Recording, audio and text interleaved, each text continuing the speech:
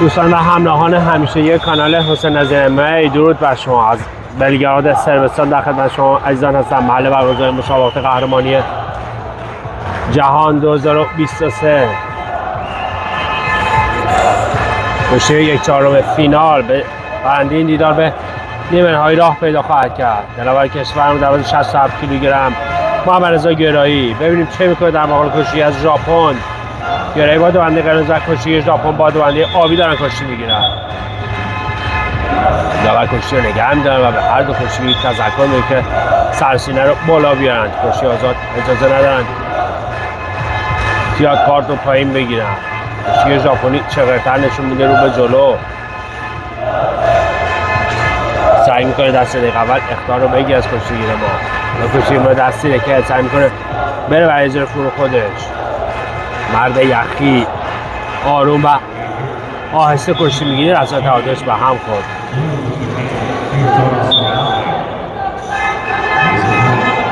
به خاطر حوصله زیادش تو کشتی اتحادیه جهانی کشتی لقب مرد یخی آیسمن رو بهش داده. یه از سرگردان گرفت تو کشتی ژاپن. کشتی ژاپن چقدر رو بد بدن نشون میده.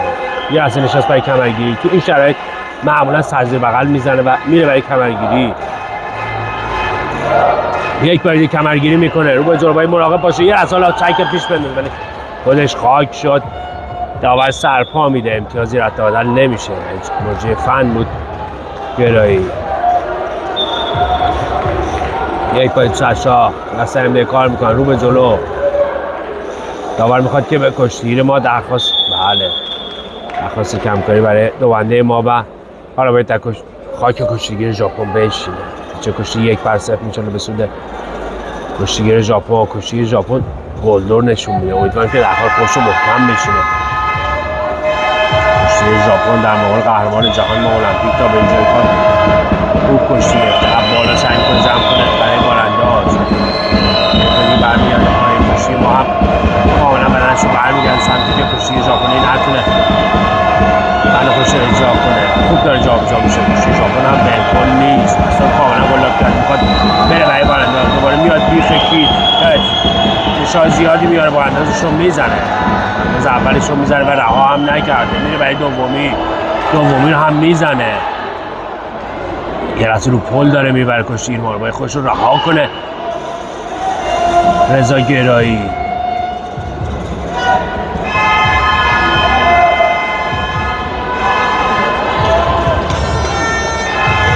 برمیگرد. ما این فیتور داره جمع جمع کنه. 7-3. اگر یک امتیاز دیگه بده کار تمومه. داور دیگه باید سرپا بده. زمان زیادی داد به کشتیگیر ژاپن. حالا دو کشتیگیر سرشاخ ادامه میدن. ثانیه‌های پیش متأسفانه پویا دادمرز کشتیش رو واگذار کرد. تا به اینجا که هم رضا گرایی کشتی خوبی به نمایش نگذاشته از خودش. توقع بیشتری داشته از رضا گرایی. 7-0 حالا عقب میفته. بارها شده برگشته به کشتی و حریف رو شکست داده.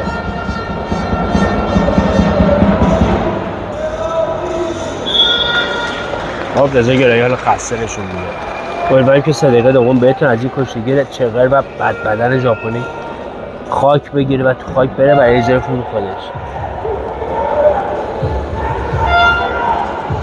توسعه لازم رو میدم به شاگردشون حسن رعینز و مجید رمضانی. ببینیم چه تاکتیکی در نظر میگم. مثل دقیقه دوم رضا گرایی یه جوری خسته نشون میده و این سمت هم کشتی ژاپنی که ابراهیم سرحال میاد روی تو شهر. ما سعید اسماعیلی رو هم تو این وضع داریم. واقعا میتونه کشتی‌های زیبای نمایش بگذاره. ببینیم رضا گرایی قهرمان جهان و المپیک چه میکنه در مقابل کشتیگیر ژاپنی. بریم به 3 دقیقه دوم از 67 کیلوگرم. کشتیگیر ما حالا یه رسی میشه کمرگیری. یه دوتایی میگیره. ما یک کلیپ انداز رو جمع جور کرده. حالا رها میکنه کشتیگیر ژاپن. عرض کردم میتونه به کشتی برگرده. انتظار زیاد از رضا گرایی قهرمان جهان ما المپیک. میکنه هنوز نتونسته بتابونه. حالا ببینیم سالتای زیبای خودش رو به اجرا میذاره یا نه. بله که سالتای زیبای خودش رو به اجرا میذاره. رها نکرده، میخواد کار رو تموم کنه. یه پدی برمیگرده حالت کند فرنگی شگرد داره. این فن رو. یک بار لیفت میکنه یا نه؟ کشتی ژاپنی حالا رو میکنه. کشتی ژاپنی حالا این لحظه رو کرد. باید مراقب بشه. یک امتیاز میگیره. کشتی ژاپنی هم دست و پا بسته نی، بارانداز رو میزنه. خیلی راحت بارانداز میخوره. میره برای بعدی. نباید دیگه بارانداز بخوره. بارانداز بعدی رو هم میزنه. خیلی راحت بارانداز میخوره متاسفانه.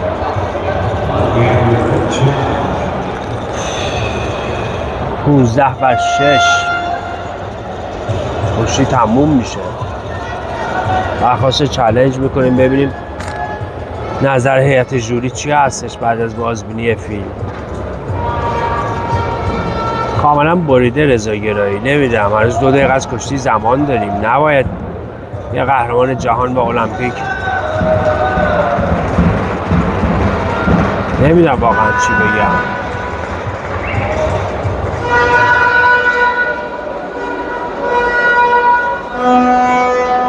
فکر میکنم آروم آروم باید سعید اسماعیلی رو جایگزین یکی از بچه‌ها بکنیم. البته باید منتظر باشیم ببینیم تو مسابقات قهرمانی آسیا سعید اسماعیلی چه میکنه. تا به حال که هر جا رفته طلا گرفته، قهرمان‌های بزرگ دنیا رو شکست داده. میتونه یکی از عجوبه‌های آینده کشتی ما باشه. عزیزانی که به تازگی به جمع پیوستین لطفاً کانال رو سابسکرایب کنید و منتظر کشتی‌های بعدی عزیزانمون باشید. پیج اینستاگرام حسین از MMA، اونجا هم میتونید آخرین اخبار و رویدادهای مربوط به کشتی عزیزانمون رو پیگیری کنید. فریادهای حسن رنگرز که اشاره میکنه که خطا انجام داده.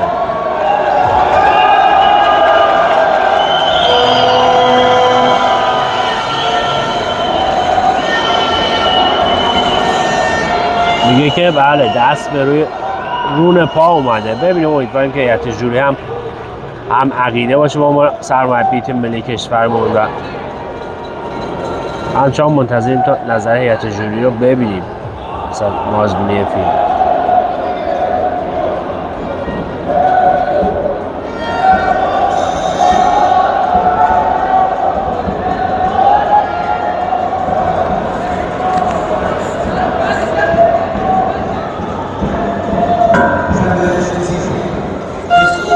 خب ببینیم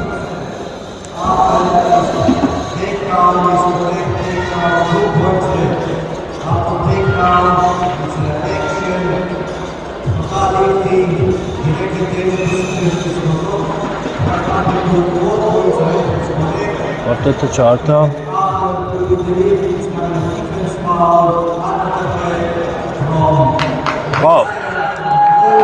خب فکر میکنم که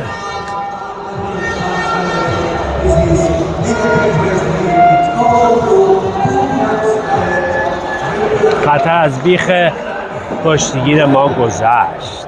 یه 2 تا دیگه دادم فکر کنم به گرایی. باید امتیازهای ژاپن هم برگرده. ببینیم چه امتیازی به روی تابلو ثبت خواهد شد. خب یه 2 تا هم باید بدم به کشتیگیر ما. 6 7 اگر 2 تای خطا رو بدن 8 7 میشیم. اگر خطا کرده 2 تا رو باید بدم به کشتیگیر ما. خب خطا رو پایت میکنه از حالا ثبت میشه. اجازه بدیم ببینیم. بله 2 امتیاز خطا هم ثبت میشه. حالا نه چه کشتی 8 بر 7 میشه. سالن حالا دوباره به وجد میاد. امیدواریم دیگه گیر نکنه برای خاک. تو خاک خیلی راحت بارانداز میده رضا گرایی.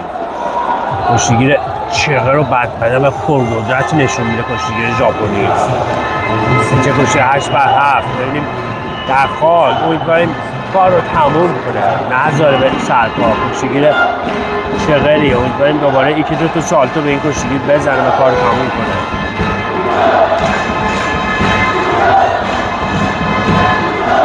خب منتظریم تا داور مسئول آغاز کشتی رو بده. خب حالا باید کشتی ژاپن در خاک دلاور کشورمون قرار بگیره.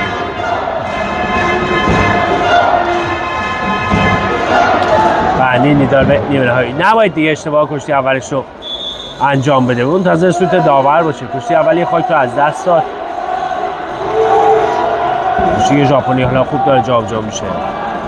شگرد داره لیفت رو، ببینیم میتونه لیفت کنه یا نه. چپ راست یه لحظه میره برای برانداز، باید امتیاز بگیره. حالا سعی میکنه لیفت کنه. کشتی ژاپنی چقدر بدن و چغره، باید مراقب بدنکاری کشتی ژاپن هم باشه. میتابونه و گولش میزنه. یه لحظه نشون داد میخواد لیفت کنه ولی خب رفت برای بارانداز. باز هم اعتقاد داره که بار رو قاطی کرده رضا گرایی.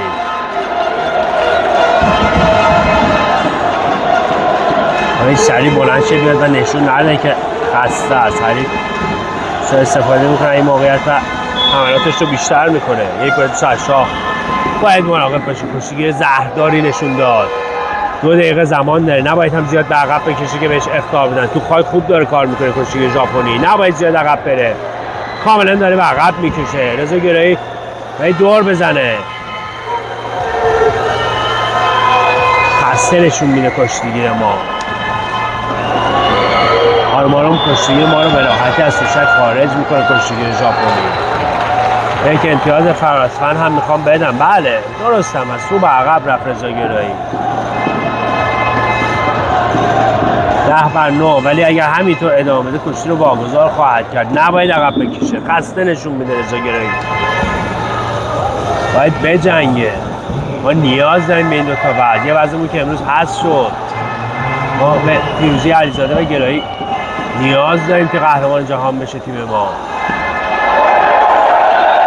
متاسفانه یه بطری از اون سمت پرت شد به روی تشنگ. نمیدونم کی بود این کار رو کرد. کاش پیداش کنن و جریمهش کنن. نمیدونم کدوم آدم بی شخصیتی میشه گفت. نمیدونم این شخصیت خانواده‌شون رو نشون میدن. مربی ما اونجا داره فریاد میزنه و معذرت خواهی میکنه. امیدوارم که با کشتی ادامه بدن. پارسال هم این اتفاق افتاد. مطمئنا حالا دوباره با تدابیر امنیتی شدیدتری مواجه میشن تماشاچی ایرانی. نمیدونم چه کاری این چی رو میخوان ثابت کنن که گل دارن. نمیدونم. خب کشتی برد و باخت داره و رضا گرایی ما داره آروم کشتی میگیره.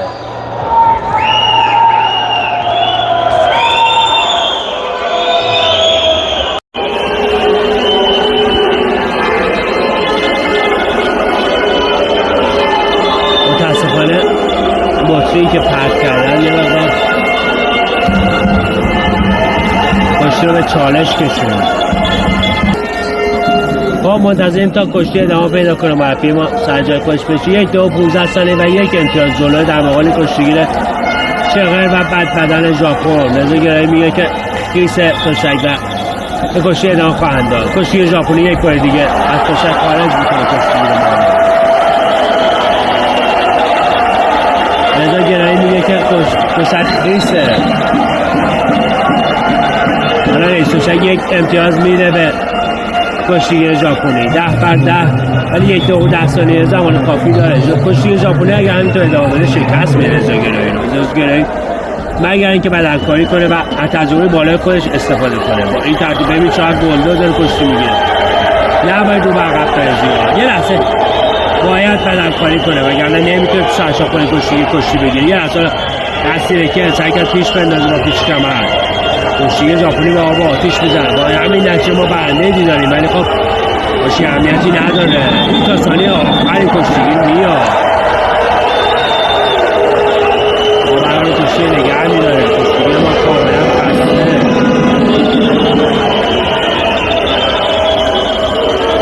دوستان متاسفانه باتری میکروفون من تموم شد. اگر صدا ضعیف هستش ببخشید. بله حالا این دکتری هم میگیره کشتیگیر ژاپنی تا درخواست چالش میکنه. مربی ما درخواست چالش میکنه. متاسفانه باتری میکروفون من تموم شد. اگر صدا ضعیف هستش به بزرگواری خودتون ببخشید تا کشتی تمام بشه و میکروفون رو عوض کنم. خب چالش رو پس میگیریم. امتیاز رو ندادن. 2 امتیاز رو ندادن. چالش برمیگرده. به عرض 20 ثانیه رسیدیم. دیگه باید مقاومت کنه. هرچی در توان داره رو کنه. ثانیه پایانی کشتی ژاپنی رها نخواهد کرد. باید با آتیش بزنه. به از 10 ثانیه رسیدیم، نباید رها کنه. دست رو همونجا ژاکت باید نگه داره، نباید بره بیرون به هر ترتیبی هست. ثانیه پایانی 4 ثانیه 2 ثانیه و تمام. عجب کشتی سنگینی بود. سالن به وجه میاد.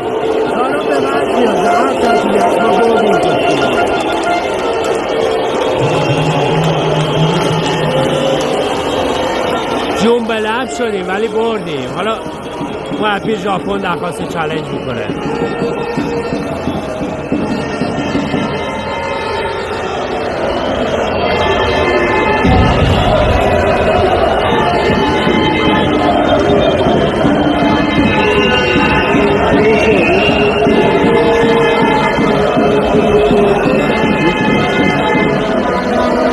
خب منتظریم تا نظر هیئت جمهوری بعد از چالش ببینیم چی هستش.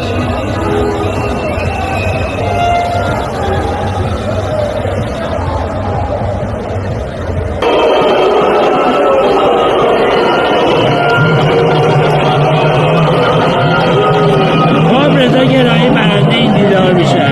یک مرگ اون که قهرمان جهان المپیک، ولی به هر حال به هر ترتیبی بود به نیمه‌نهایی راه پیدا می‌کنه در آقای کشور. تبریک میگیم، امیدواریم که به فینال برسه و مدال طلای جهان رو به ارمغان بیاره. تا دور دیگر بدرود دوستان.